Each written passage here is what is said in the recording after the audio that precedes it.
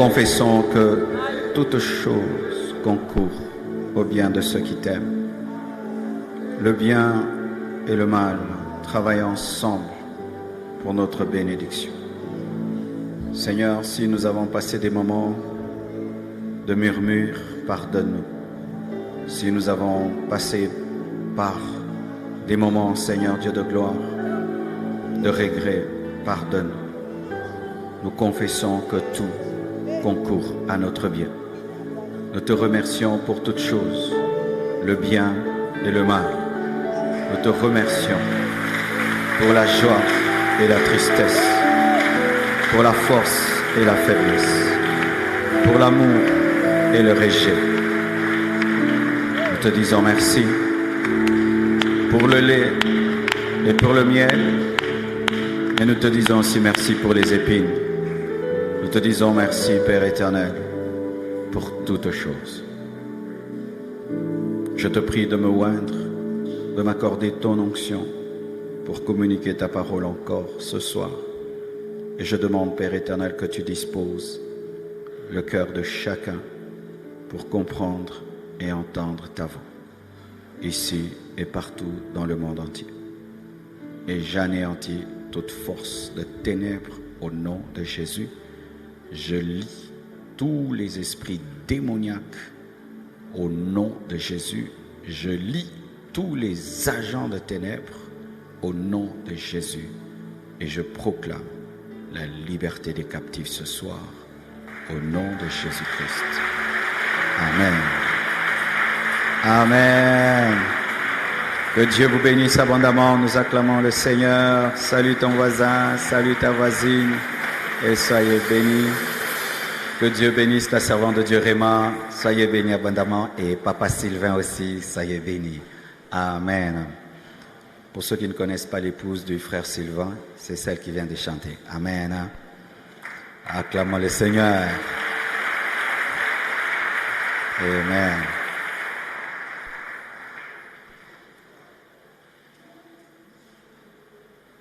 Le frère peut s'asseoir. Nous allons continuer les enseignements sur qui ne seront pas enlevés. Et précédemment, j'avais parlé sur les vivants sans Christ, les ignorants, ceux qui ont la foi sans les œuvres, les chrétiens mondains et charnels, les rétrogrades, les apostats, les hérétiques, ceux qui enseignent des fausses doctrines et ceux qui y croient. Le dimanche, c'était les serviteurs d'iniquité et ceux qui sont morts sans Christ. C'était cela, donc 9 points jusque-là. Nous allons nous tenir debout afin de lire la parole pour ce soir.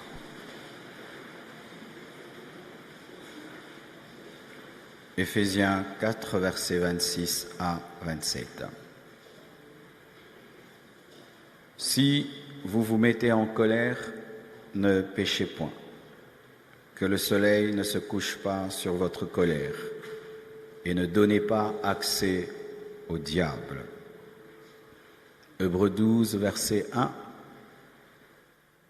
Nous donc aussi, puisque nous sommes environnés d'une si grande nuée de témoins, rejetons tout fardeau et le péché qui nous enveloppe si facilement et courons avec persévérance dans la carrière qui nous est ouverte.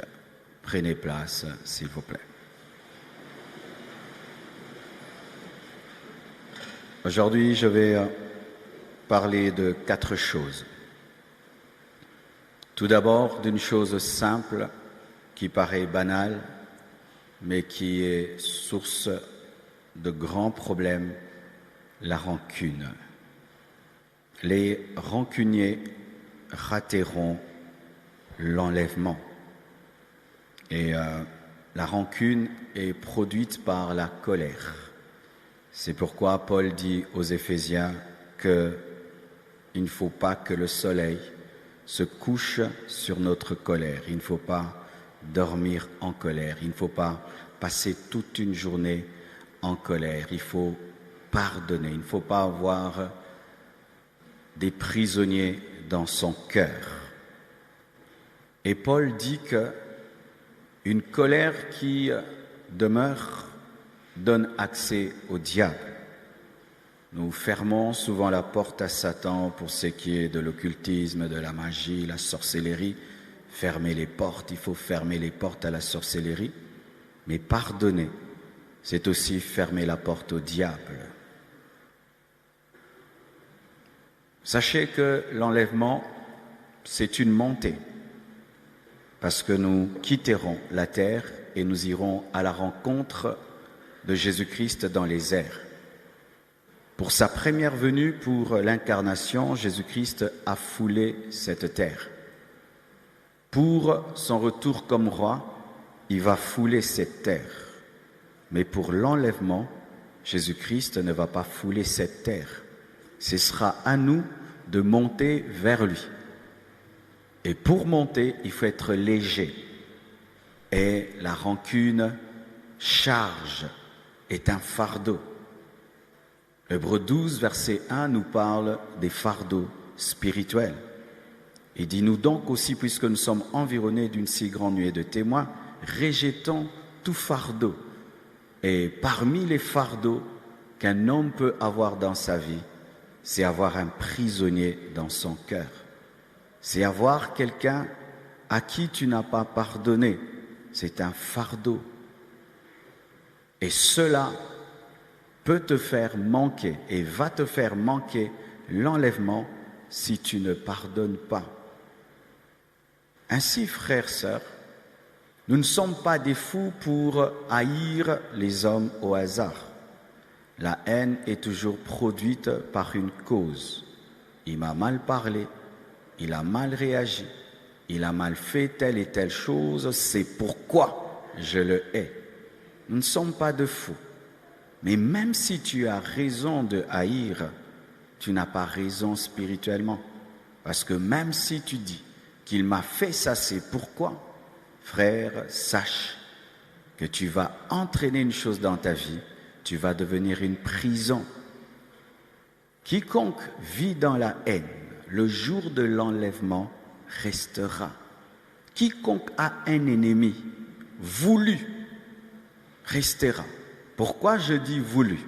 Parce qu'il y a des ennemis que nous ne cherchons pas. Tu réussis, quelqu'un est jaloux de toi. Tu fais mieux que lui, il ne t'aime pas. Ça, ce n'est pas ton problème. Jésus-Christ aussi avait des ennemis. Le diable, les pharisiens, les sadducéens ne l'aimaient pas. Mais cela ne l'a pas empêché de connaître l'ascension. Mais Jésus n'a jamais haï les Romains. Il n'a jamais haï Pierre qui l'a régné. Il n'a jamais haï Judas. Même Judas, Jésus ne l'a pas haï. Il a dit, mon ami, c'est avec un baiser que tu vends le Fils de l'homme. Jésus n'a pas haï même l'homme qui l'a vendu. Jésus-Christ n'a pas haï les militaires qui sont venus l'arrêter. Lorsque Pierre a coupé l'oreille de l'un d'eux, Jésus l'a recollé. Alors frère, lorsque quelqu'un vient dans ta vie et te fait du mal, sache que ton éternité est en danger. Parce que cela peut provoquer en toi soit une bonne réaction ou une mauvaise réaction. Un jour, un ami m'a dit quelque chose qui a marqué mon esprit. Quelqu'un faisait tout le temps des choses pour me blesser, tout le temps, et lui, il avait remarqué. Il m'a dit, Marcelo, tu vois cet homme-là, fais très attention, Satan est derrière lui pour t'amener en enfer. Et c'est vrai, car si j'étais tombé dans le piège de lui rendre le mal pour le mal, de m'occuper des choses qu'il me faisait, ça allait abîmer mon cœur et j'allais rater mon éternité.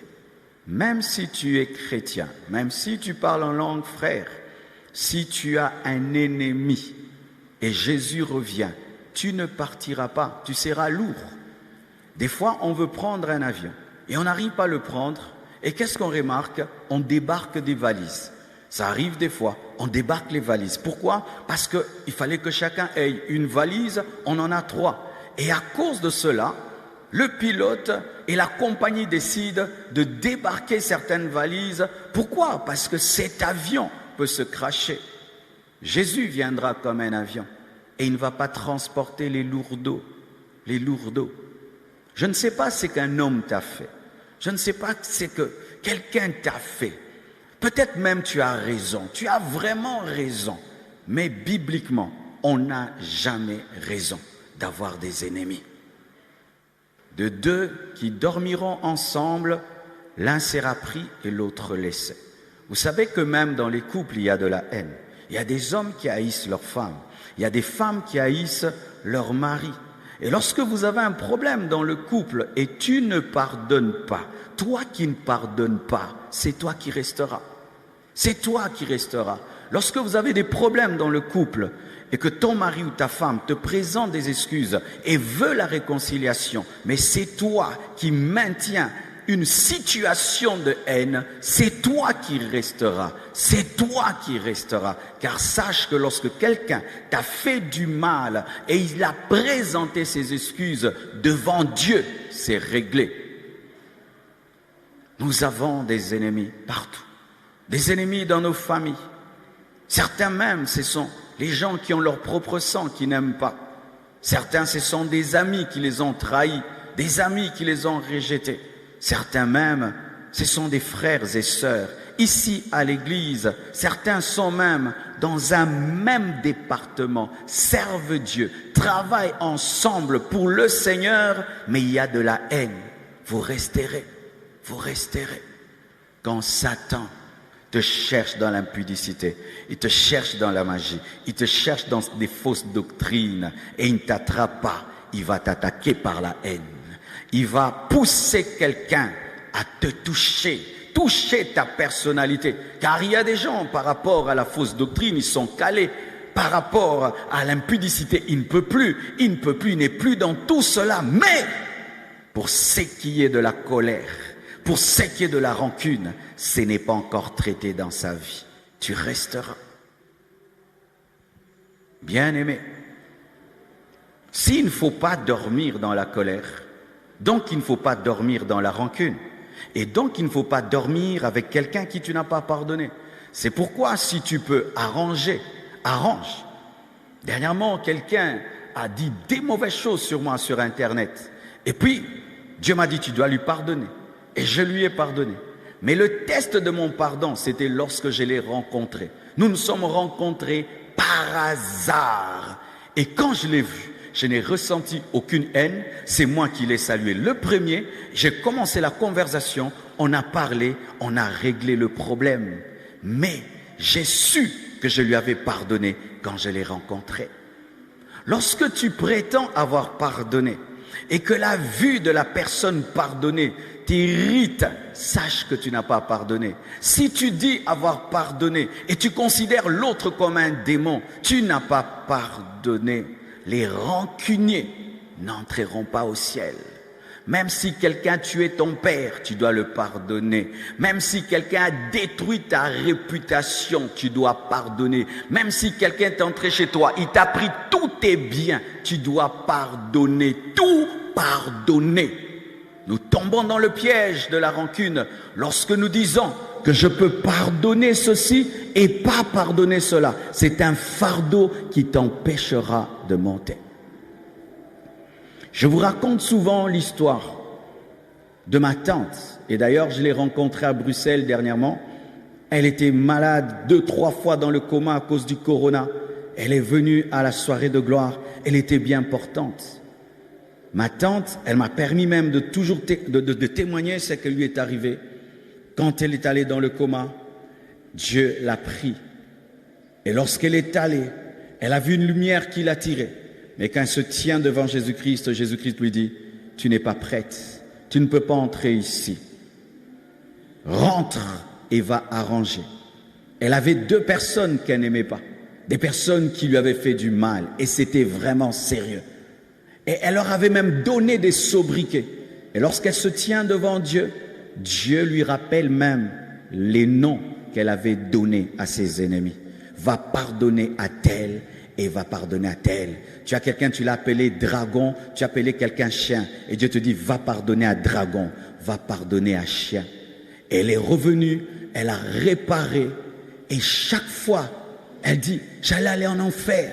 J'allais aller en enfer à cause de 2 personnes. Oui, tu peux aller en enfer parce que tu as la haine pour un homme. Tu sais pourquoi? Parce que cet homme que tu n'aimes pas est une créature de Dieu, créée à l'image de Dieu et à sa ressemblance. Comment tu peux dire que tu m'aimes si tu n'aimes pas mon fils? Pasteur Marcelo, je t'aime, mais tu rencontres Oracle, tu ne l'aimes pas. Est-ce que tu m'aimes? Tu ne m'aimes pas. Et tu peux dire que tu aimes Dieu. Jésus, je t'aime, mais je n'aime pas telle créature, je n'aime pas telle créature et je n'aime pas telle autre. Tu n'aimes pas Jésus. Tu n'as jamais vu Dieu. Tu n'as jamais vu Dieu. Tu ne l'as jamais vu.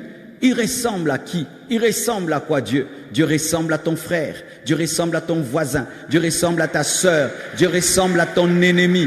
Dieu ressemble à ton ennemi. Les rancuniers n'entreront pas. Et Jésus est le parfait modèle. Régné par Pierre pendant des moments difficiles, trahi par Judas, il pardonne à Judas.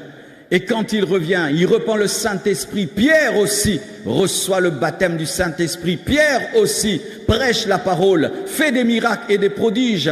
Mais si c'était toi, Pierre serait chassé de l'église primitive ce jour-là. Mais qui prêche ce jour-là? C'est Pierre. Allez pardonner aujourd'hui. Allez réparer aujourd'hui. Allez offrir l'amour aujourd'hui parce que tu ne connais pas le jour de ta mort. Tu ne connais pas le jour de ta mort. Ne dis pas, je pardonnerai demain, je pardonnerai dans une semaine. Tu ne connais pas le jour de ta mort. S'il ne faut pas dormir dans la rancune, il ne faut pas aussi mourir dans la rancune. Il ne faut pas mourir dans la rancune. Il ne faut pas mourir dans la haine. Même si la chair et les hommes nous disent que pardonner est une faiblesse, pardonner c'est pour les faibles, c'est faux. Pardonner est une puissance, pardonner est une puissance, car tu as la capacité de faire le mal comme l'autre, mais tu refuses et tu décides de faire du bien. Pardonner n'est pas une faiblesse, pardonner c'est divin. Pardonner, pardonner, et pardonner tout, et pardonner toujours, pardonner tout, et pardonnez toujours. N'ayez pas une limite dans le pardon. N'ayez pas un quota dans le pardon. Soyez prêts à offrir le pardon chaque fois qu'on vous fera le mal. Pourquoi? Pour votre éternité. Un homme intelligent pardonne. Un homme sage pardonne parce qu'il ne permet pas à un autre homme de l'empêcher d'entrer au paradis. Lorsque Satan veut t'amener en enfer, il va toucher quelqu'un à te faire du mal. Et comme Satan connaît tes points faibles, il sait ce que tu ne supportes pas. Certains ne supportent pas qu'on les insulte, d'autres ne supportent pas qu'on les tape, d'autres ne supportent pas qu'on vole, d'autres ne supportent pas qu'on les calomnie. Il va toucher là où ça fait mal. Là où ça fait mal, c'est là où Satan touchera. Satan n'est pas ton ami, Satan c'est un ennemi, et un ennemi impitoyable qui te fera très mal, mais au travers d'un être humain. C'est pourquoi, lorsque un homme te fait le mal, pour que tu arrives à lui pardonner, vois le diable derrière cet homme, et chasse le diable, et pardonne à l'homme, car Satan peut entrer dans un homme pour te faire le mal. N'est-ce pas que lorsqu'il a défié la crainte de Dieu de Job, qu'est-ce qu'il a fait? Il est entré au travers des hommes pour voler. Mais c'était Satan qui était derrière ces hommes qui étaient en train de voler. Quelqu'un peut être poussé par un démon pour te faire du mal, afin que tu perdes la plénitude du Saint-Esprit et que tu puisses perdre l'amour. Je prie que pendant que je parle, que tu voies l'image de quelqu'un, de cette personne que tu ne supportes pas. Ça fait une année, tu ne lui parles pas. Tu ignores cette personne. Des fois c'est ton père, des fois c'est ta mère, c'est ton frère, c'est ton oncle, c'est ta tante. Papa est mort, l'oncle a tout pris. Papa est mort, la tante t'a abandonné. Un membre de ta famille t'a rejeté. Quelqu'un t'a humilié. Un fiancé t'a quitté. Ta femme t'a trompé. Ton mari t'a trompé. Il y a tellement de choses. Mais tout ça, tu dois pardonner. Tu dois pardonner. Je viens de recevoir un témoignage d'un homme de Dieu. Waouh, je le respectais davantage. Lui-même vient et dit, ma femme m'a trompé pendant 1 année et je lui pardonne. Et il comprend sa femme, il dit, c'est parce que on s'est connus dans les boîtes de nuit et moi je suis devenu pasteur et n'était pas habitué à cela. C'est pourquoi elle m'a trompé. Maintenant elle est venue en Jésus, je lui pardonne. Waouh, respect pasteur. Respect, respect, respect, respect. Quelle est ta capacité de pardonner? Car si tu as une capacité faible dans le pardon, frère, tu vas rater l'enlèvement. Tu vas rater l'enlèvement. Un jour, quelqu'un te fera du mal. Frère, il y a des choses qui me sont arrivées dans la vie. J'aurais jamais cru que quelqu'un peut inventer une histoire et puis il met ton nom et puis il lance comme ça. Tu ne peux pas, tu te réveilles, tu te dis c'est moi, ce n'est pas moi, c'est toi, mais tu dois pardonner. Tu dois pardonner. Oh, mais il sait ce qu'il fait. Oui, il sait ce qu'il fait. Toi aussi, tu dois savoir pardonner, même s'il sait ce qu'il fait. On n'a jamais raison de pardonner. Parce que certains disent, si c'était un enfant, je comprendrais. Mais lui, il a voulu. Oui, il a voulu. Même s'il a voulu, tu pardonnes. Bénissez ceux qui vous font du mal. Bénissez vos persécuteurs. Priez pour ceux qui vous persécutent. C'est ça la parole de Dieu. Si tu quittes l'amour, tu quittes Dieu. Si tu quittes l'amour, tu quittes la parole. Les hommes rateront l'enlèvement parce qu'ils ont des prisonniers dans leur cœur. Des hommes rateront l'enlèvement parce qu'ils ont des enfants de Dieu dans leur cœur. Certains même haïssent des hommes de Dieu. Tu étais dans une église, on t'a fait du mal. Tu as prié quelque part, on t'a blessé. Et tu as de la haine pour un pasteur. Quand tu le vois prêcher, ton cœur bat. Quand tu le vois sur Internet, ça bat. Quand tu le vois sur des affiches, tu as mal. Tu vas rater l'enlèvement pour un prédicateur. Oublie, passe à autre chose. Abandonne-le à Dieu. Mais toi, continue ta route.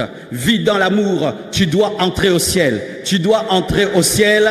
Un homme ne doit pas t'empêcher d'entrer au ciel. Quelqu'un t'a escroqué dans les affaires, pardonne. Quelqu'un t'a pris ta maison, pardonne. Il t'a pris ta voiture, pardonne. Il t'a pris ta femme, pardonne. Il t'a pris tout, pardonne. Mais il y a quelque chose qu'il n'a pas pris. Il n'a pas pris ton salut. Il n'a pas pris le Saint-Esprit. Il n'a pas pris la vie éternelle. Pardonne, pardonne et pardonne. C'est lorsque Job a prié pour ses amis qui l'ont rejeté dans les moments difficiles que Dieu l'a béni. Pardonnez. Et si tu es là, tu penses que je te dis être bête. Non, c'est être bête que d'être rancunier. Comment tu peux rater le ciel pour une personne? C'est être bête. Toi qui ne pardonnes pas et qui rends le mal pour le mal, tu te penses intelligent? C'est toi qui n'es pas intelligent. Un seul homme te bloque l'espace. C'est comme si je veux aller là-bas. Tout ce champ-ci est vide. Il n'y a que mon frère qui est là. Et puis il me dit, tu ne vas pas passer ici. Mais je le laisse là, sur son couloir, et puis moi je passe par là. Mais je ne veux pas insister, quitte le chemin, quitte le chemin. Je n'ai pas le temps à me battre avec toi. Le couloir est libre, je passe par ici. Lorsqu'un homme veut te faire du mal et devenir ton ennemi, laisse-le dans ces choses-là. Continue ta route, pardonne. Tu as beaucoup de choses à faire. Tu as le ciel à voir. Tu as Jésus à rencontrer. Tu as tellement de choses à faire. N'est-ce pas que lorsque nous sommes pressés, nous n'avons pas le temps de nous chamailler, n'est-ce pas? Si tu es pressé, tu dois prendre ton avion à 10h et à 9h45, quelqu'un sur la route commence, te cogne même, des fois même te cogne. Tu n'as pas le temps de t'arrêter pour lui dire tu m'as gratté. Tu continues ta route. Pourquoi? Parce que prendre l'avion, c'est plus important que la peinture de ta voiture. Pour les choses de cette terre, nous savons nous focaliser sur les priorités. Des fois, quand nous avons quelque chose à faire, nous minimisons des banalités. Et quelqu'un qui te fait du mal, c'est une banalité. Il y a plus important dans la vie que de haïr quelqu'un, que d'avoir des choses dans le cœur. Il y a beaucoup de choses. Tu dois voir la nouvelle Jérusalem céleste. Tu dois marcher sur l'or. Tu dois marcher sur le diamant. Tu dois voir les 24 vieillards. Tu dois voir les 4 êtres vivants. Tu dois voir cette cité céleste. Je ne veux pas la rater pour toi. Chaque fois qu'un homme te pousse dans la haine, dis-lui, tu ne me feras pas rater le ciel. Je te pardonne. Sois en paix. Continue ta route. Je continue la mienne. Sois béni. Pourquoi? Satan est caché derrière pour t'empêcher d'aller au ciel. Ne dors jamais en colère. Et d'ailleurs, est-ce qu'on sait dormir en colère? La colère donne des insomnies. Les hommes en colère, on ne dort pas. On a des gastrites, on a mal à la tête. Alors déjà, tu ne vas pas dormir. Pardonne pour dormir. Un homme qui a la haine ne sait pas dormir parce que sur ton lit, tu ne fais que penser à la personne. Et donc, sache que la personne qui occupe tes pensées te domine. Parce que si tu penses tout le temps à quelqu'un, c'est lui qui est maître de ta vie.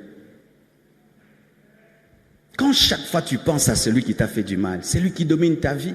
Ses pensées, son image, sa voix, tout est en toi. Alors pour qu'un homme ne domine pas tes pensées, pardonne, tu vas penser autre chose. Parce que la haine nous amène à nous focaliser sur la personne qui a fait du mal. Celui qui te fait du mal cherche à dominer ta vie. Ainsi, si je t'insulte tous les jours, que tu le veuilles ou pas, tu vas penser à moi tous les jours. C'est pourquoi Goliath avait la technique d'insulter le matin et d'insulter le soir. Ainsi, il dominait les pensées des Juifs. C'est pourquoi personne n'a osé le vaincre. Mais David, qui n'était pas là quand il insultait tout le temps, quand il a entendu une fois, il a relevé le défi, il a tapé. Il n'était pas sous l'influence de Goliath. Tu vois, même pendant que je prêche, il est venu dans tes pensées, n'est-ce pas? Tu vois, il est venu dans tes pensées. Tu vois, cette personne est venue. Tu vois, même à l'église, cette personne te poursuit. Elle te domine. Parce que la pensée, c'est ça le volant de nos vies. C'est que je pense et c'est que je fais. Et donc, si je pense à quelqu'un tout le temps, ben, il devient ma vie, il devient mon Dieu, il devient mon roi. Eh bien, je l'adore. Alors comment quelqu'un peut dominer ma pensée? Tu dois quitter le volant de ma vie. Il faudrait que le Saint-Esprit me dirige. Il faut que Jésus me dirige. Mais je ne peux pas donner le volant de ma vie à Jésus si j'ai la haine. La haine nous empêche d'être dirigés par le Saint-Esprit. Quand tu as la haine, tu parleras du mal de la personne tout le temps, tout le temps, tout le temps. Et quand ta bouche est occupée à parler du mal de la personne, tu ne vas pas évangéliser, tu ne vas pas prier, tu ne vas pas faire bien les affaires. Ainsi, et tes pensées et ta bouche sont occupées par cette personne. C'est elle qui te contrôle. Donc, quelqu'un qui te fait le mal cherche à te contrôler. Cherche à te contrôler et ne permet pas à un homme de te contrôler. Pardonne, lâche prise. Jésus était concentré sur la croix. Il n'avait pas le temps d'haïr Pierre, de haïr Judas. Il n'avait pas le temps de haïr Judas. Il était concentré sur sa destinée. Jésus était concentré sur sa résurrection. Il n'avait pas le temps de haïr Pierre. Il n'avait pas le temps. Il était concentré sur sa résurrection. Il était concentré sur la Pentecôte. Il était concentré sur son retour. Il n'avait pas le temps de se concentrer sur des futilités.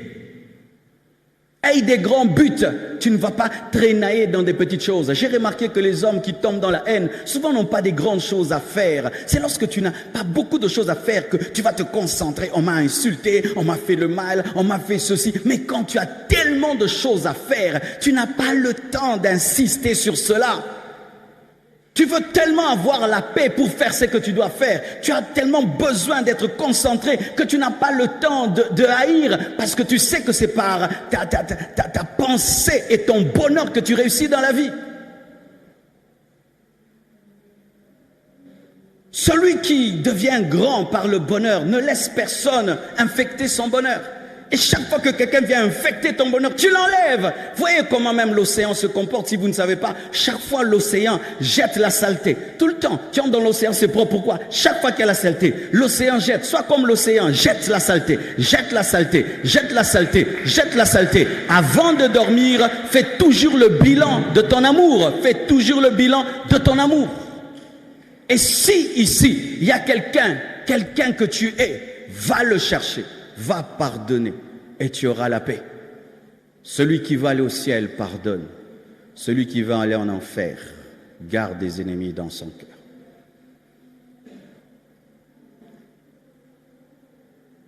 Voici encore d'autres personnes qui ne seront pas enlevées. Les voleurs. 1 Corinthiens 6, versets 9 à 10. La Bible dit: ne savez-vous pas que les injustes n'hériteront point le royaume de Dieu? Ne vous y trompez pas, ni les impudiques, ni les idolâtres, ni les adultères, ni les efféminés, ni les infâmes, ni les voleurs, ni les cupides, ni les ivrognes, ni les outrageux, ni les ravisseurs. Il y a voleur, ravisseur, mais un ravisseur est aussi un voleur. N'hériteront le royaume de Dieu. Les ravisseurs et les voleurs n'hériteront point le royaume de Dieu. Une femme a eu une expérience. Elle était couturière. Et vous savez, les couturières et les couturiers ont cette mauvaise habitude de prendre les habits des autres. Tu lui amènes 2 mètres, il te fait ta veste avec 1,50 m et le reste est gardé.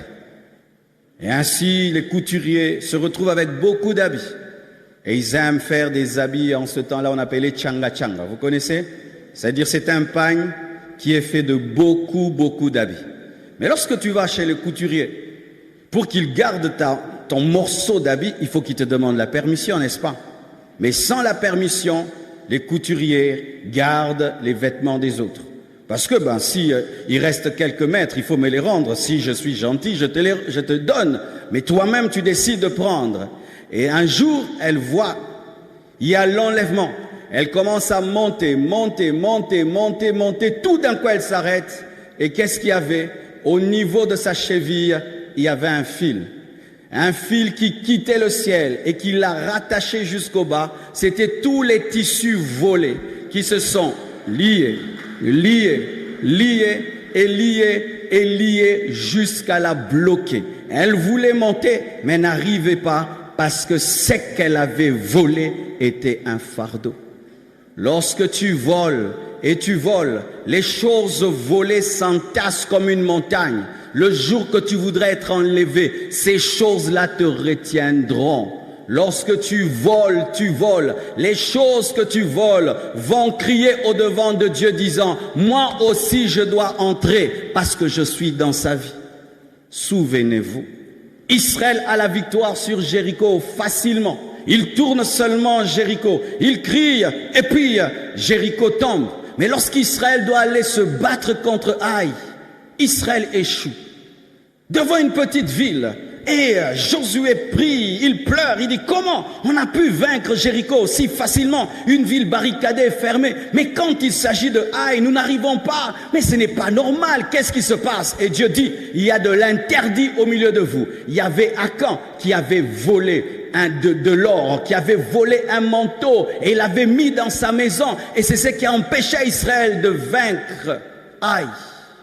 Qu'est-ce qui est dans ta vie?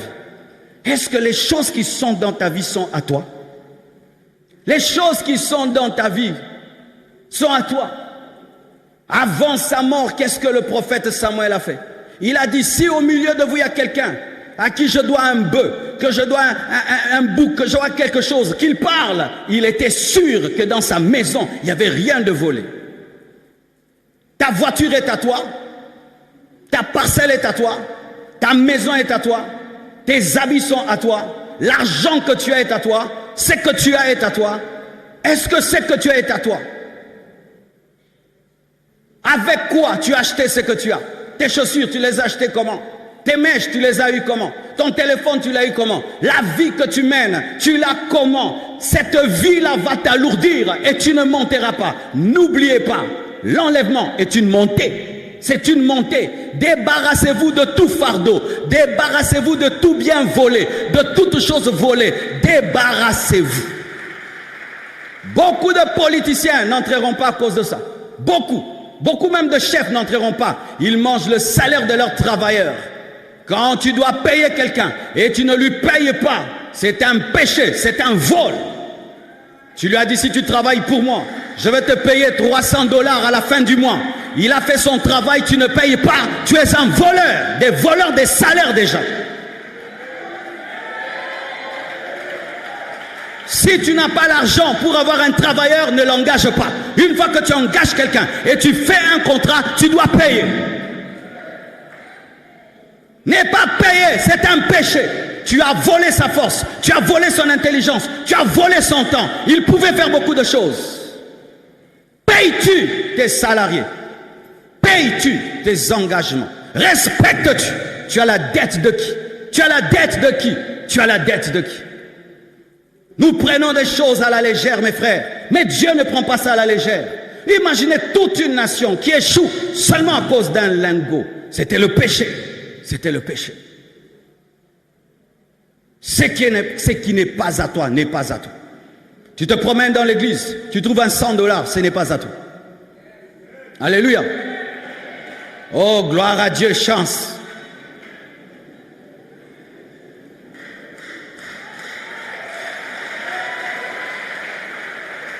Quelqu'un t'a prêté un livre, tu as tellement aimé le livre que tu ne rends pas, voleur.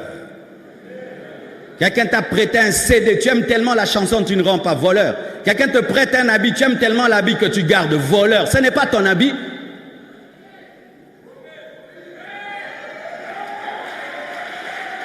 D'autres, vous allez plus loin, vous volez des parcelles des gens, vous volez des parcelles, vous volez des maisons, vous changez les documents, vous changez les noms et vous mettez vos noms. Imagine une grande parcelle qui va être enlevée. Et il y a des gens qui ont volé 10 maisons, 20 maisons, 30 maisons, d'autres des quartiers entiers. Comment tu seras enlevé? En ayant volé tout un quartier.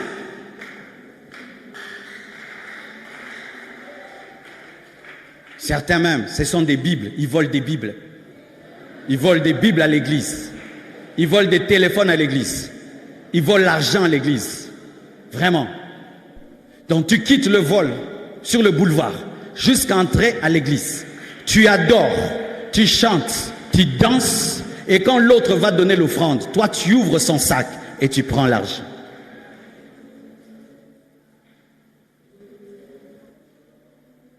Les voleurs, les ravisseurs n'entreront pas car ils ont dans leur vie des choses qui parlent. Sachez que les biens parlent, l'argent parle, les choses parlent. C'est pourquoi dans les ténèbres, lorsque quelqu'un veut entrer dans ta maison, il fait qu'une chose satanique occulte entre dans ta maison. Et au travers de la chose satanique, il entre chez toi. Un jour, mes frères, parce que j'aime beaucoup les œuvres d'art, beaucoup des objets, les œuvres d'art, les tout. Alors un jour, j'ai vu une belle statue. Elle était très belle, très belle. Je l'ai achetée. Je l'ai mise dans ma maison. Depuis que j'ai mis cette statue, j'ai commencé à avoir des maux de tête. Je priais, mais il y avait la lourdeur dans la maison. J'ai prié. Et puis le Saint-Esprit m'a dit, c'est cette statue. Et je regarde bien la statue. Mais c'était vrai. C'était un sphinx. Vous voyez les trucs égyptiens là, qui fait ça comme ça. Quelqu'un m'avait vendu ça. Oh, j'ai dit, mais comment j'ai pu acheter quelque chose comme ça? J'ai pris ça, j'ai cassé et l'atmosphère a changé. Frères et sœurs, c'était une statue faite par un homme. Mais comme c'était quelque chose qui était démoniaque, ça a ouvert la porte. Nous croyons facilement que les choses démoniaques dans nos maisons peuvent amener les esprits mauvais. Mais une chose volée amène la malédiction. Une chose volée amène la malédiction. Vaut mieux être pauvre dans la justice qu'être riche dans le vol. Vaut mieux être pauvre dans la sainteté qu'avoir des millions dans le vol. Vaut mieux ne rien avoir qu'avoir beaucoup et finir en enfer. Et quand nous volons, souvent c'est quoi? C'est la cupidité, c'est l'amour de l'argent, l'amour des choses de cette terre, c'est la convoitise, c'est l'envie, c'est l'envie. Et le voleur n'est pas différent d'un sorcier, C'est pourquoi quand un voleur veut entrer dans une maison, on a des palpitations cardiaques comme si c'était un démon. Pourquoi? Parce que ce n'est pas normal de se réveiller à 2 heures du matin, de sauter un mur, de casser une maison et de prendre quelque chose. Pour avoir un tel courage, il faut vraiment être proche du diable qui est un voleur. Le voleur a un cœur méchant. Tu prends à quelqu'un son sac, tout l'argent qui est dedans, son téléphone avec tous ses numéros, même son passeport. Tu ne connais pas les problèmes que tu as créés. Comment il devait peut-être voyager le lendemain. Que cet argent n'était pas à lui, c'est l'argent de quelqu'un. Qu'il aura des problèmes. Ce n'est pas ton problème. Pourvu que tu aies ce que tu veux. Mauvais cœur. Pour construire ta maison, 10 000 familles meurent de faim. Tu prends leur salaire. Des gens qui volent même l'argent des médecins, des infirmiers. Et combien de gens meurent dans les hôpitaux parce qu'ils ne sont pas payés. Toi seulement ta maison, acheter une Jeep. Et combien de gens meurent dans les hôpitaux parce que toi, tu dois avoir une Jeep.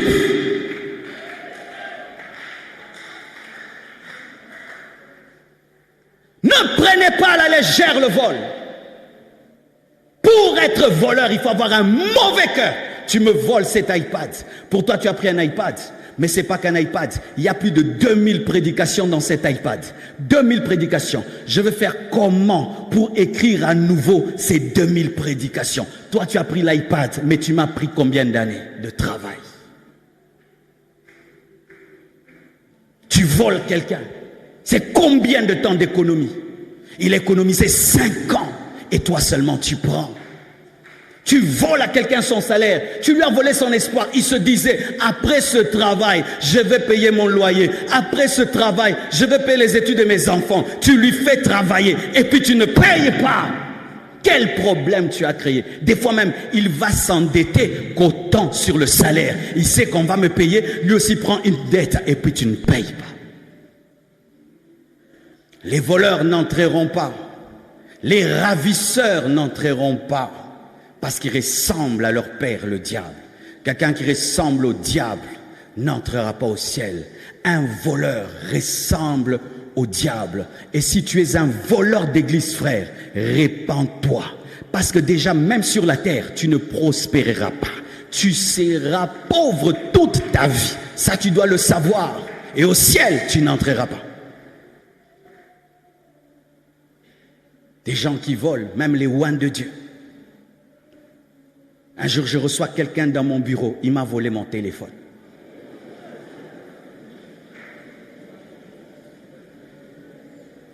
Il est parti avec mon téléphone. Tu t'imagines ça? Quelle malédiction. C'est comme ces hommes qui ont pris la robe de Jésus. On ne parle pas souvent d'eux. Qu'est-ce qui est arrivé à la vie de ces gens qui ont pris la robe de Jésus et qui l'ont tirée au sort? Vous pensez que cette robe a amené l'onction dans leur maison? Ça n'a pas amené l'onction. Frères et sœurs, craignez toujours ce qui n'est pas autrui. Et pire même, craignez ce qui est aux orphelins et aux veuves. Craignez cela. Lorsque ton père est un oncle, son frère meurt, il vous amène une maison, une voiture, refusez-la. Vous entendez, hein? Refusez. Dites, papa, on refuse les biens des orphelins dans cette maison. Je n'entrerai pas dans cette voiture. Lorsque ton mari est un oncle et il dépouille les enfants de son frère décédé, refuse d'entrer dans cette maison-là. Ça amène la malédiction. Vous allez rater l'enlèvement pour cette maison des orphelins. Beaucoup d'oncles n'entreront pas au ciel parce qu'ils ont dépouillé des orphelins, ils ont dépouillé des veuves, ils ont rendu misérables des enfants pour qui les gens ont travaillé dur. C'est pourquoi, avec ce principe, lorsque quelqu'un t'offre quelque chose et tu sens que c'est au-delà de ses moyens, pose-lui la question, tu l'as eu comment? Quand ton enfant te ramène quelque chose au-delà de son salaire, pose la question, tu l'as eu comment? Lorsque quelqu'un commence à avoir un train de vie qui dépasse son niveau, pose-lui la question, tu as eu comment? Lorsque quelqu'un est un ministre dans un pays pauvre, il a une vie de milliardaire, pose-lui la question, tu l'as eu comment? Ton salaire peut t'acheter ça.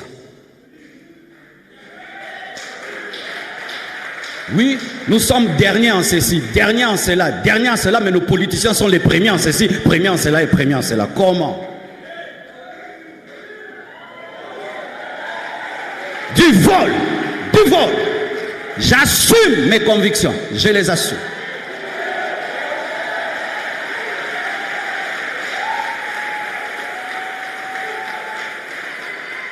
Frères et sœurs, c'est un vol. Tu achètes cet iPad à 3 000 $, tu le vends à 10 000 $. Tu es un voleur.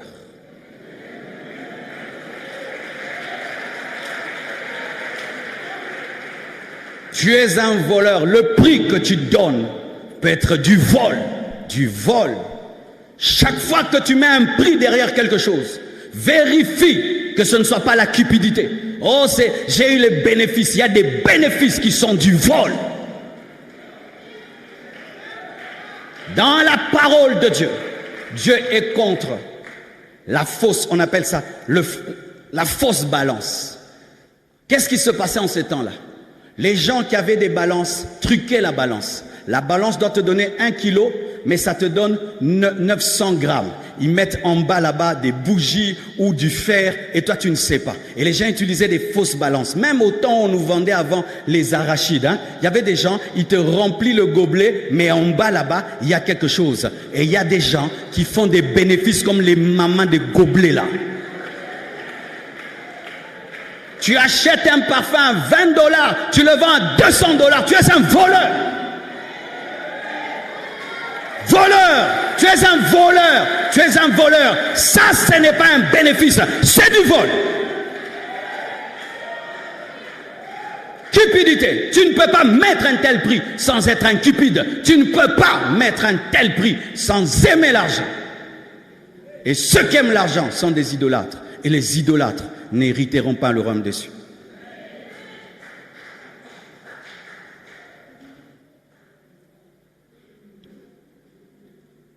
Les ravisseurs,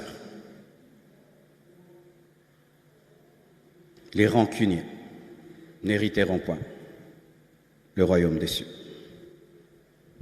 J'aimerais donner un détail ici.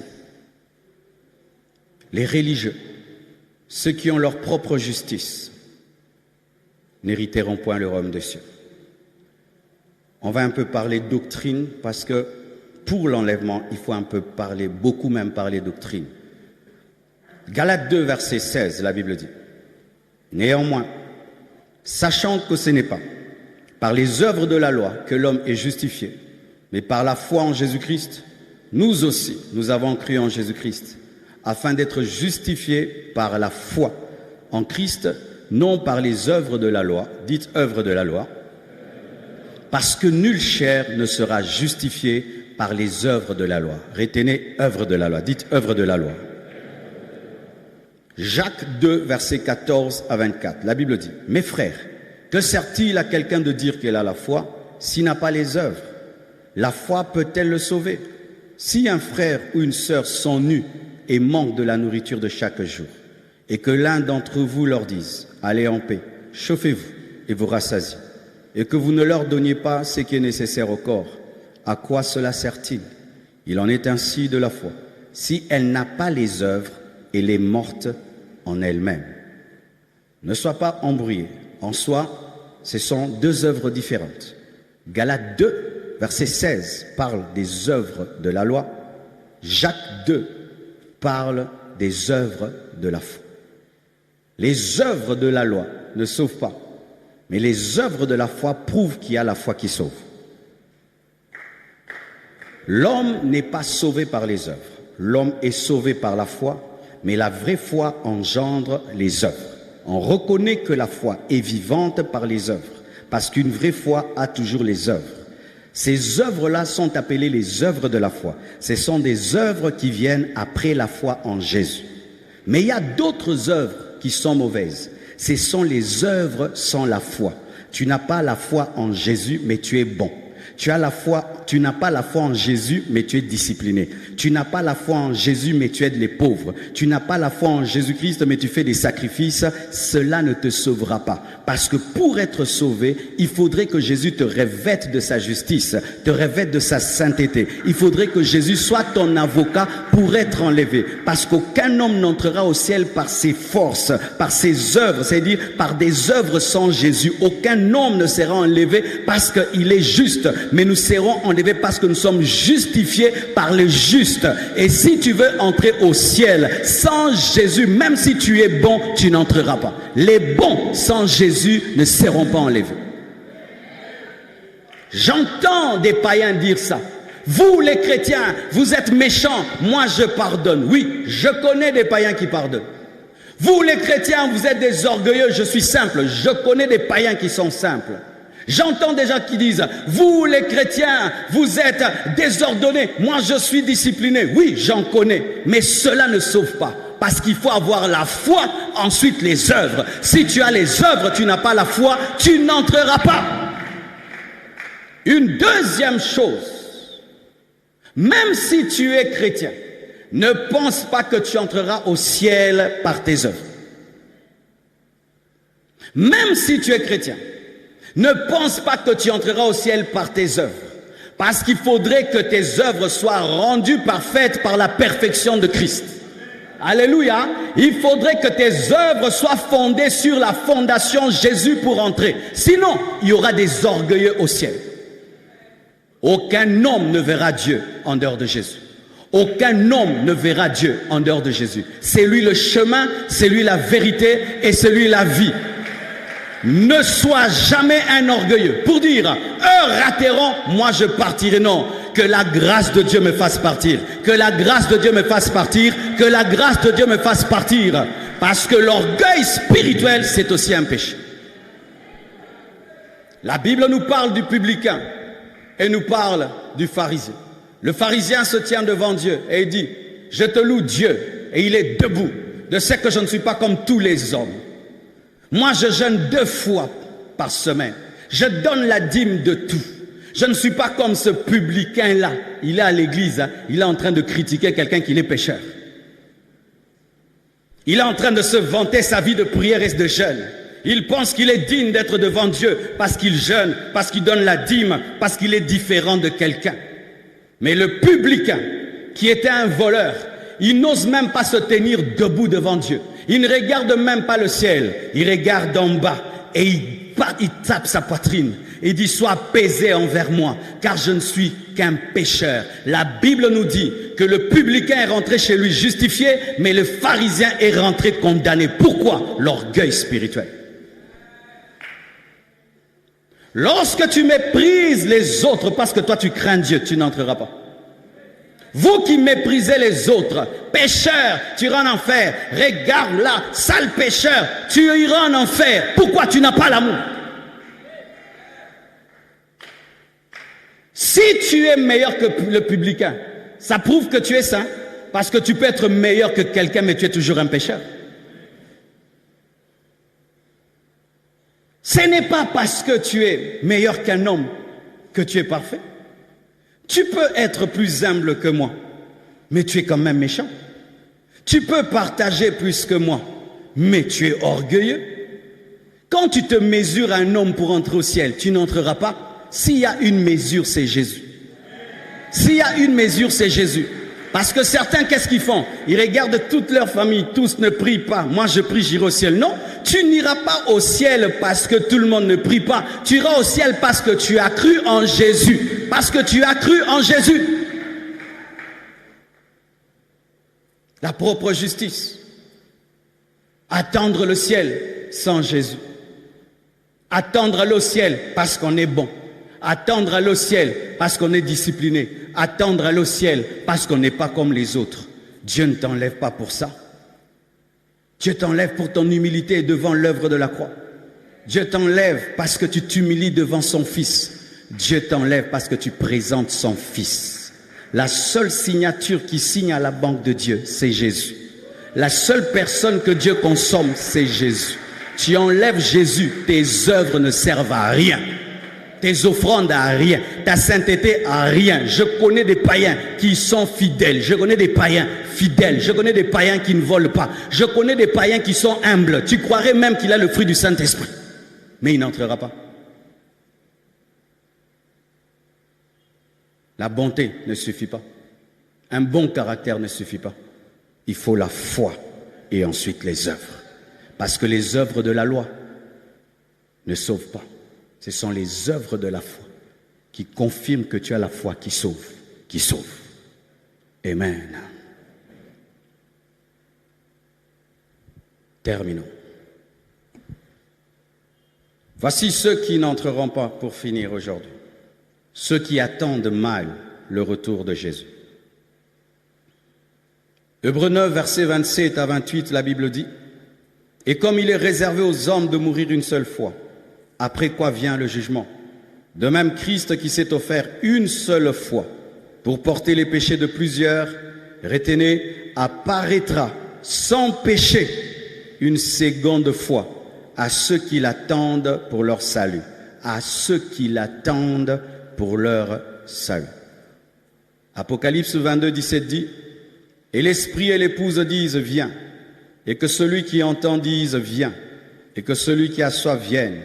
Que celui qui veut prenne de l'eau de la vie gratuitement. » 1 Corinthiens 2, 9 dit, « Mais comme il est écrit, ce sont des choses que l'œil n'a point vues, que l'oreille n'a point entendues, et qui ne sont point montées au cœur de l'homme, des choses que Dieu a préparées pour ceux qui l'aiment. » Acclamons la parole.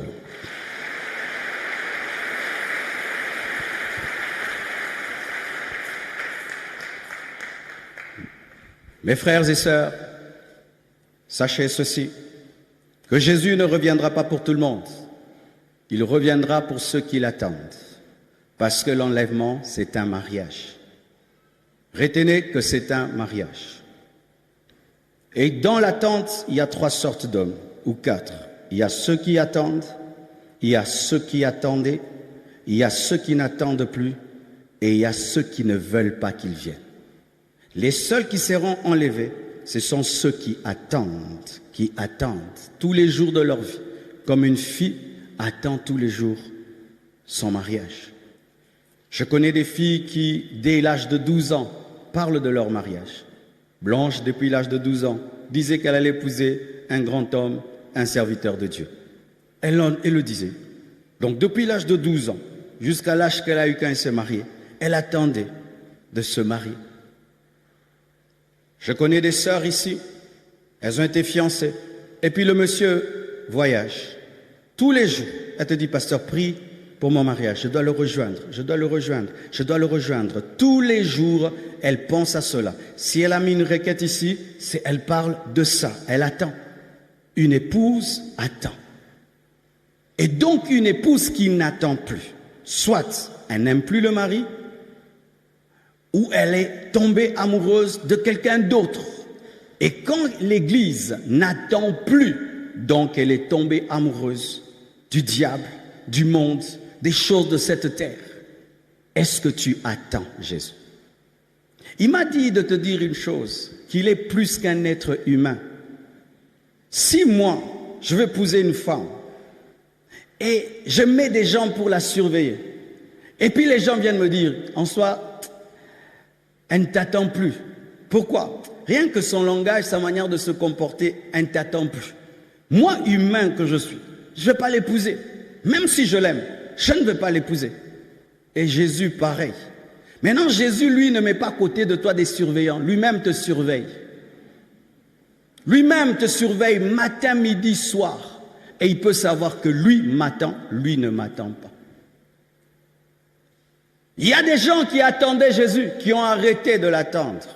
Comment tu vas le savoir? Tu ne penses pas à son retour. Il y a des chrétiens qui ne pensent pas au retour de Jésus. C'est seulement pendant ce séminaire que tout d'un coup il s'est souvenu que Jésus revient. Mais avant ça, il n'y pensait pas, tu ne l'attendais pas. Et tu n'allais pas partir, parce qu'on ne va pas au ciel par accident.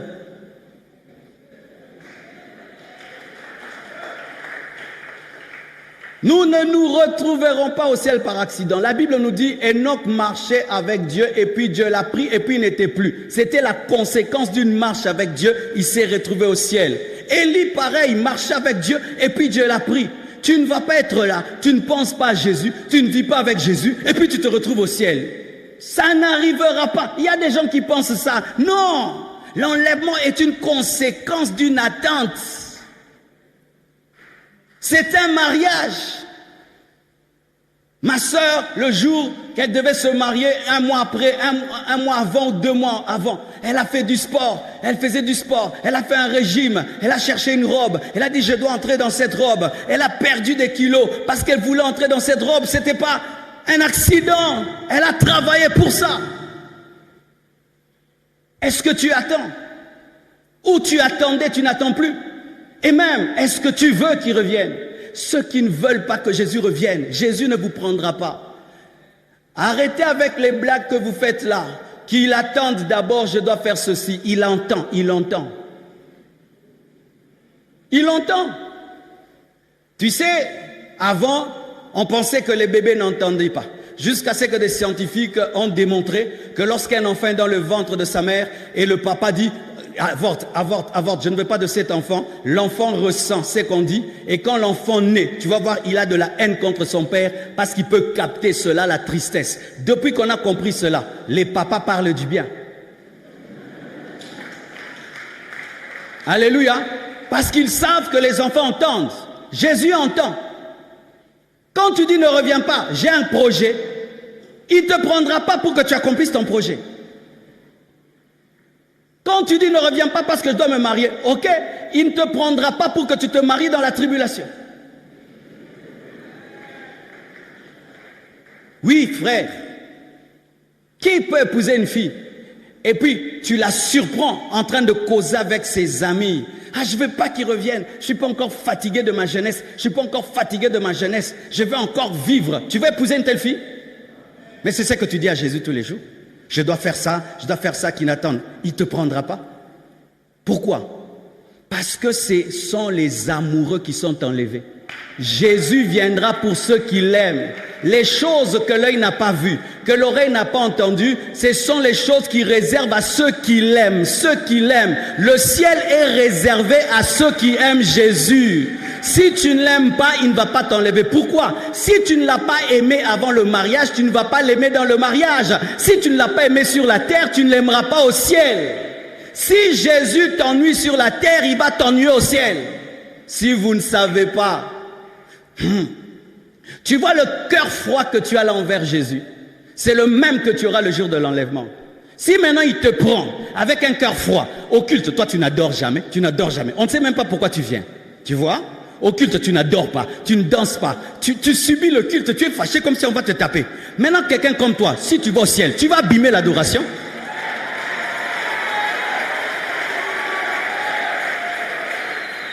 Et il y a des gens qu'on n'invite pas dans les fêtes, n'est-ce pas? Pourquoi? Ce sont des casseurs d'ambiance, n'est-ce pas? Tu sais que si lui vient dans ta fête, il va dire c'est pas bon, la musique n'est pas bonne, ça ce n'est pas bon. On les invite? Et tu penses que Jésus peut inviter un gonflé comme toi dans sa fête? Que Jésus peut inviter un lourdeau comme toi dans sa fête? Écoutez ceci. Si vous ne l'aimez pas maintenant, vous ne l'aimerez pas demain. Une femme qui ne t'a pas aimé dans les fiançailles va t'aimer dans le mariage? Tu n'aimes pas Jésus sur la terre, tu vas l'aimer au ciel. Tu ne l'aimerais pas. C'est pourquoi il ne te prendra pas. Pourquoi? Il va respecter ta volonté. N'oubliez pas, l'enlèvement, c'est un mariage. C'est un mariage. Ce n'est pas une disparition. C'est un mariage. Nous disparaissons. Pourquoi? Parce que celui qui vient nous enlever est esprit. Frère, ton cœur ne bat pas pour Jésus. Tu n'entreras pas. Qui peut épouser une femme à l'élaïté? Qui? Toi, tu peux épouser une femme qui ne t'aime pas? Elle te voit comme si tu n'es rien. Tu vas l'épouser. Et toi, Jésus ne te fait rien. Tu penses qu'il va te prendre? Il va te prendre comment? Il va te prendre comment? Frère, ça commence sur la terre et ça finit au ciel. Si ça n'a pas commencé sur la terre, ça ne continue pas au ciel. Il vient pour ceux qui l'aiment, pour ceux qui l'aiment. Et Jésus connaît ceux qui l'aiment. Qui l'aime? Ceux qui obéissent à sa parole. Ceux qui obéissent à sa parole. Ceux qui obéissent à sa parole. Ceux qui l'aiment. Ceux qui ont un cœur, il aime. Et tu peux savoir si tu es amoureux de Dieu ou pas. Un amoureux de Dieu, il fait un jour sans prier, il se sent mal à l'aise. Un amoureux de Dieu, il pêche, il sent qu'il veut mourir. Un amoureux de Dieu, Dieu dit qu'il fasse, il ne fait pas, il est mal à l'aise. Quand le Saint-Esprit est attristé, c'est comme s'il n'a plus rien dans la vie. Un amoureux de Dieu, tu lui ravis la présence de Dieu, c'est comme s'il n'y a plus rien. Dieu est tout le temps dans ses pensées. Il pense à Jésus le matin, à midi, le soir, même dans son sommeil. Il pense à Jésus tout le temps. Oui, ce sont ces gens-là qui seront enlevés. Frère, sœur, si tu ne l'aimes pas, il ne te prendra pas. C'est pourquoi la Bible dit, l'Esprit et l'Église disent viens. Jésus ne vient que là on l'invite. Si tu ne l'invites pas par la soif, il ne vient pas. Parce que Jésus n'entre pas dans la couche d'une femme frigide.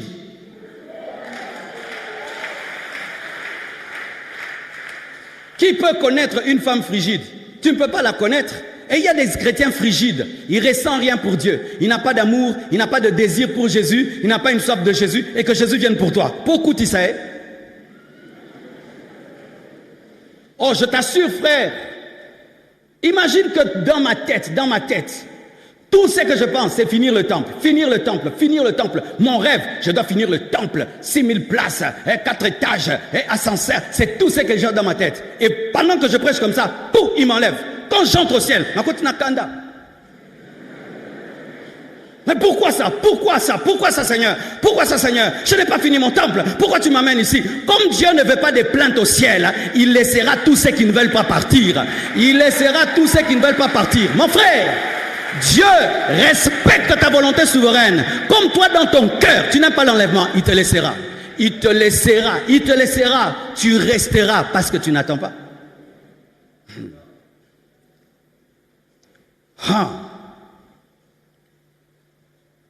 Je vais un peu parler aux gens qui n'aime pas son retour. Dieu, le jour qu'il m'a expliqué ce que je veux te dire, ça a tout changé dans ma vie. C'est pourquoi vous remarquez, je n'ai pas peur. Des fois, vous êtes étonnés, pourquoi le pasteur n'a pas peur? Je vais t'expliquer pourquoi j'ai peur derrière. Oh oui, tu sais, moi, j'ai pas peur. Oh, tu vas me tuer. Et puis, ça fait quoi? C'est pas parce que tu tues Caïn que tu tues Abel que tu deviens éternel. Ce n'est pas parce que tu as tué Abel que tu deviens éternel. Même Caïn qui tue Abel mourra. Si tu me tues, tu mourras. Tu ne deviens pas éternel parce que tu prends ma vie. Même si tu me tues, toi aussi tu mourras. Nous tous on mourra, d'une manière ou d'une autre. Alors, la mort, il ne faut pas avoir peur. Il faut l'attendre dans la sainteté, dans la foi. Alors voici, un jour, j'étais à Lubumbashi et je regardais le jardin. Et dans le jardin, il y avait des animaux. Il y avait des lapins, il y avait des animaux, j'ai oublié le nom. Alors quand je regardais les animaux, ils étaient très heureux dans ce jardin. Et puis Dieu m'a dit, tu as vu ces animaux? Ils sont très heureux, n'est-ce pas, d'être des animaux. Est-ce que toi, tu aimerais devenir un animal? J'ai dit, ah, jamais. Mais tu sais que eux, c'est un paradis, hein, d'être dans ce jardin, être un lapin dans un jardin. Mais est-ce que les lapins sont conscients qu'il y a un corps humain? J'ai dit, non, ils ne sont pas conscients. Alors si un lapin devient conscient qu'il y a un corps humain, et que je lui dise, lapin, je vais te donner le corps d'un homme, est-ce qu'il va refuser? J'ai dit, non, il ne va pas refuser, parce que c'est un corps plus puissant, plus intelligent, plus. Il a dit, ok. Mais vous aussi, vous êtes dans des corps de lapin. J'ai dit, quoi? Oui, le corps que tu as, c'est un corps animal, un corps de lapin. Le vrai corps, c'est le corps glorieux que vous aurez le jour de l'enlèvement. Mais quand je vous propose, je vous dis, je viendrai vous prendre et je vais vous donner ce corps-là, vous refusez. Vous êtes comme des lapins qui aiment leur jardin. Tu vois ton chien, il se trouve super, non? Mais quand toi tu le regardes, tu as pitié de lui. Et quand ton corps glorieux te regarde, il a pitié de toi. Parce que le corps que tu as là, c'est un corps de chien, c'est un corps animal. L'animal a un cœur, tu as un cœur. L'animal a un poumon, tu as un poumon. Le jour que ton corps meurt, il disparaît comme le corps d'un animal disparaît aussi. Et puis il m'explique encore l'attachement que nous avons pour nos biens, maisons, voitures, les habits, le compte en banque. J'ai une maison pour des singes chez moi. J'ai beaucoup d'animaux chez moi. Mais les mieux logés parmi mes animaux, ce sont les singes. Ils ont une petite paillote. On a mis les carreaux en bas. Ils ont des fils pour jouer. C'est en bois. C'est beau. Mais c'est tout petit comme ça. Et quand on les met dedans, ils se prennent pour les rois de la parcelle. Ils jouent, ils sautent. Les gens aiment bien les regarder. Mais quand, de ma grande maison, je regarde la petite maison des singes, j'ai pitié d'eux, n'est-ce pas? Alors si un jour je disais aux singes, vous allez quitter votre maison, vous allez devenir des hommes, vous allez habiter ici.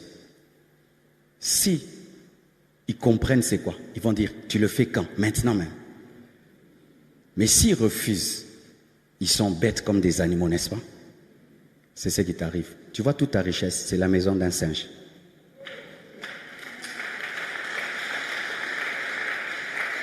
Tout ce que tu as sur la terre, quand Dieu regarde ça avec l'œil de Dieu, c'est la maison d'un singe. C'est la plus belle maison du quartier, comme la maison de mes singes, c'est la plus belle cabane des animaux. Mais est-ce que moi je peux y habiter? Quand tu prends un avion, tu montes dans l'espace. Tu vois comment les maisons sont petites? Mais là, tu es monté à ce niveau. Maintenant, Dieu, il est. Quand il regarde nos maisons, il voit quoi? Si nos grandes maisons deviennent petites, nos voitures deviennent quoi? Nous-mêmes, on devient quoi? On ne se voit même pas. Maintenant, tes habits, tout là, c'est quoi? Depuis ça, je suis attaché à rien. Même si j'ai rien, c'est la maison d'un singe.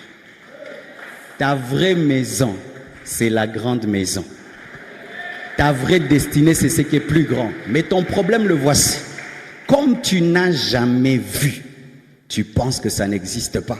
Alors que moi, par rapport au singe, je sais que ça existe. Et comme Dieu, par rapport à ton intelligence, il sait que ça existe. Vous comprenez ce que je vous dis? Tu vois les choses que tu sens en tant qu'un humain. Si on raconte ça à un ver de terre, il va comprendre. Est-ce que c'est parce qu'il ne comprend pas que ça n'existe pas? Et quand je te parle de ta vie dans l'éternité, tu ne comprends pas, n'est-ce pas? Mais ce n'est pas parce que tu ne comprends pas que ça n'existe pas. Regardez un enfant qui vit dans le ventre de sa mère. Tout son univers, c'est quoi? C'est le placenta, c'est le cordon ombilical, c'est la nourriture de maman, c'est ce que maman fait. Et pendant 9 mois, l'enfant pense que l'univers tout entier est dans le ventre de sa mère. Pendant qu'il pense que l'univers tout entier, c'est le ventre de sa mère, dehors des voitures roulent, dehors il y a des hélicoptères, dehors il y a des gratte-ciel. Et pendant que tu penses que tout ce qui existe et ce qui est sur cette terre, c'est le ventre de maman. Au-delà de ce que tu vois sur cette terre, ventre de maman, il y a la nouvelle Jérusalem céleste. Il y a une vie spirituelle au-delà de cela. C'est pourquoi l'enfant étant habitué aux 9 mois dans le ventre de sa mère, le jour qu'il naît, il crie, il a peur. Pourquoi? Parce qu'il pense qu'il a perdu. Mais quand il grandit, qui peut rentrer dans le ventre de sa mère ici? C'est pourquoi celui qui meurt en Christ ne désire pas rentrer sur la terre. Pourquoi? Il est sorti. Il est sorti. Mes frères, ce qui n'est pas encore monté dans le cœur de l'homme, ce que l'oreille n'a pas entendu, ce que les yeux n'ont pas vu, c'est ce que Dieu réserve à ceux qui l'aiment. Tu ne peux imaginer ce qui nous attend. Tu ne peux imaginer ce qui nous attend. Tu ne peux imaginer. Nous tous ici, nous parlons de Jésus. Tu ne l'as jamais vu. Si je te dis son visage est comment, tu ne connais pas. Tu vas connaître le visage de Jésus. J'aimerais connaître le visage de Jésus. Je veux savoir à quoi il ressemble. Cet homme qui est mort à ma place. J'ai regardé des films. Certains me disent qu'il a une grande barbe. D'autres, il a des longs cheveux. Je veux connaître le vrai visage. Nous le verrons tel qu'il est. Ce ne sera plus le privilège de Pierre. Ce ne sera plus le privilège de Matthieu, de Jean. Toi aussi, tu connaîtras son visage. Tu verras ses marques. Car malgré qu'il ait ressuscité, il a gardé les marques de la croix. Tu auras les preuves qu'il est mort pour toi.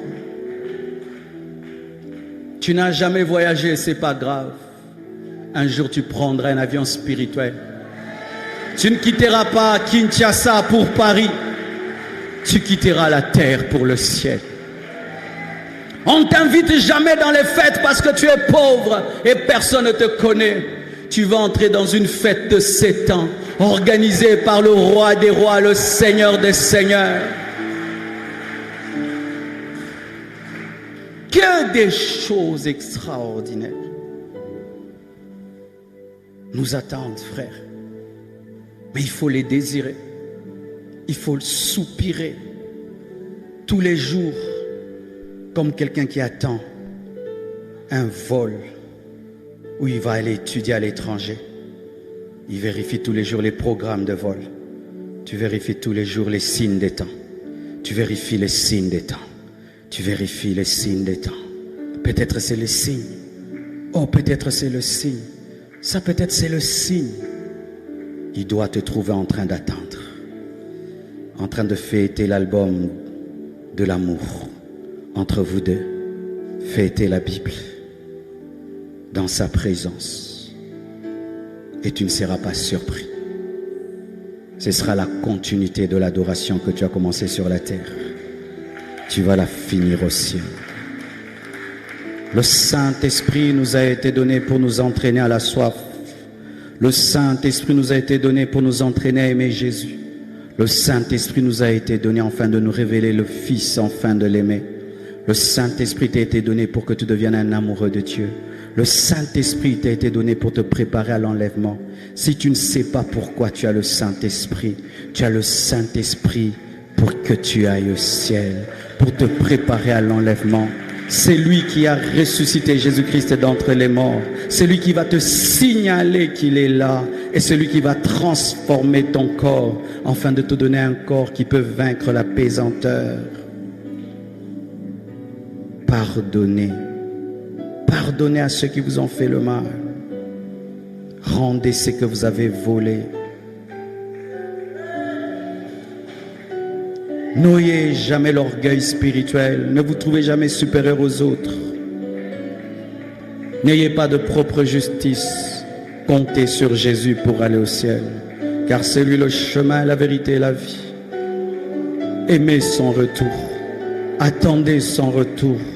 Désirez le corps glorieux. Désirez la vraie vie. Ça, ce n'est pas la vraie vie. Ça, c'est la vie en attendant. Nous sommes des pèlerins sur la terre. Notre vraie maison, c'est au ciel. Ton adresse, ce n'est pas Pigeon. Ton adresse, ce n'est pas ma campagne. Ton adresse, c'est le ciel. Ton adresse, c'est le ciel. Tu viens du ciel et tu es venu te promener sur la terre, mais tu dois rentrer au ciel. Ton adresse, c'est le ciel. Oh, prions le Seigneur. Prions le Seigneur. Alléluia. Prions, prions, prions. Libère ton amour devant Dieu. Libère ton cœur devant Dieu.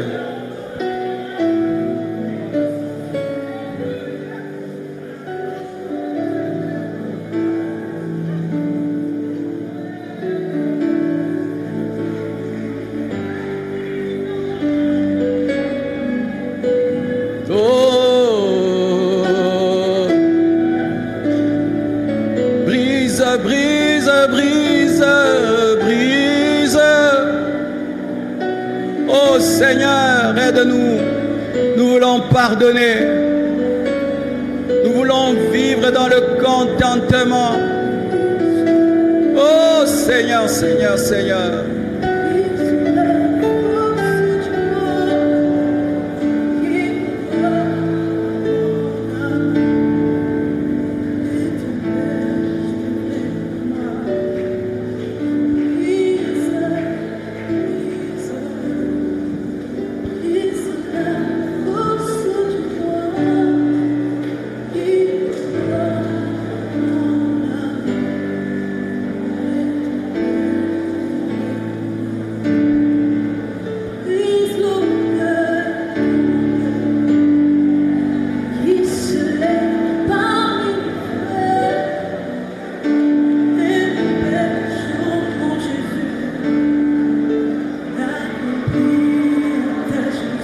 Le Saint-Esprit est là, la présence de Dieu est là.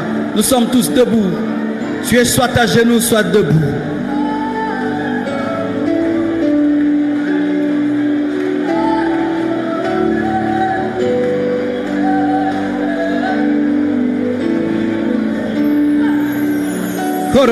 Les bébés, alléluia, alléluia, alléluia, alléluia, alléluia, alléluia, alléluia, alléluia, alléluia. Saint-Esprit parle, Saint-Esprit touche, Saint-Esprit parle, Saint-Esprit touche, Saint-Esprit parle, Saint-Esprit touche, Saint-Esprit parle, Saint-Esprit touche, Saint-Esprit parle.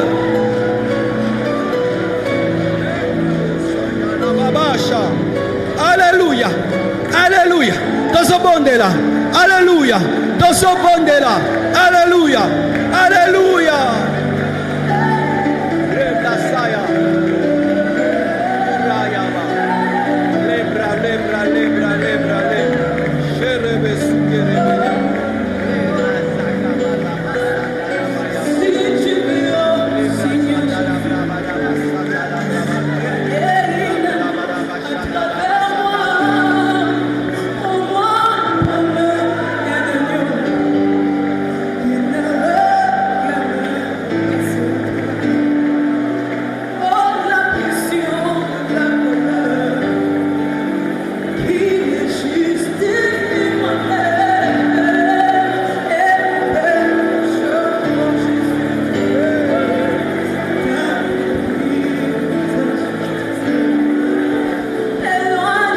Tu as un problème de haine, approche-toi.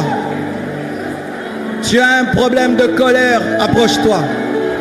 Tu as un problème de vol, approche-toi. Tu as un problème d'orgueil spirituel, approche-toi. Tu as cessé de l'attendre et tu ne veux pas qu'il revienne, approche-toi. Même vous qui êtes au site sur Internet, agenouille-toi devant ton téléphone, ta télévision et prie.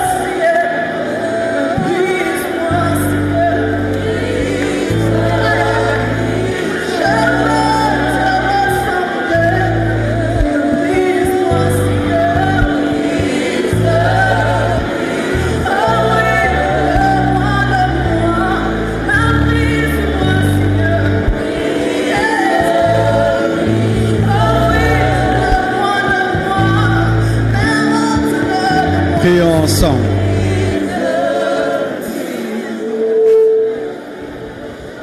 Seigneur Jésus, je pardonne. Je libère tous les prisonniers, toutes les personnes que j'ai gardées captives. Aujourd'hui, je pardonne. Je décide de rendre tout ce que j'ai volé. Je décide de payer mes dettes. Je décide de rendre les biens volés. Tout ce qui n'est pas à moi ne sera plus dans ma vie. Pardonne-moi tout orgueil spirituel d'avoir cru que j'irais au ciel par mes efforts. Aujourd'hui, je crois en toi. Pardonne-moi, car j'avais cessé de t'attendre. Je ne pensais plus à ton retour. Je ne voulais même pas que tu reviennes. Pardonne-moi. Saint-Esprit, fais-moi tomber amoureux de Jésus.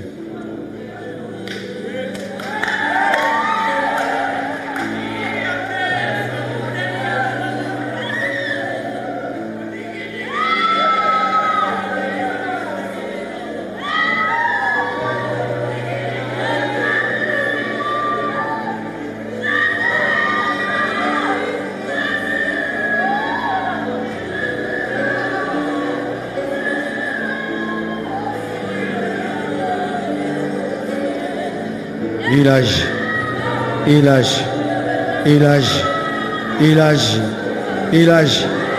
Il te fait tomber amoureux de Jésus. Il te fait tomber amoureux de Jésus. Il te fait tomber amoureux de Jésus. Tu l'aimeras plus que jamais auparavant.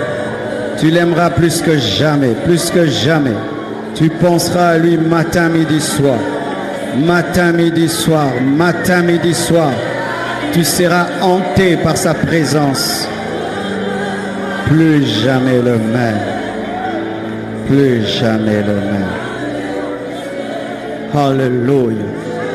Alléluia.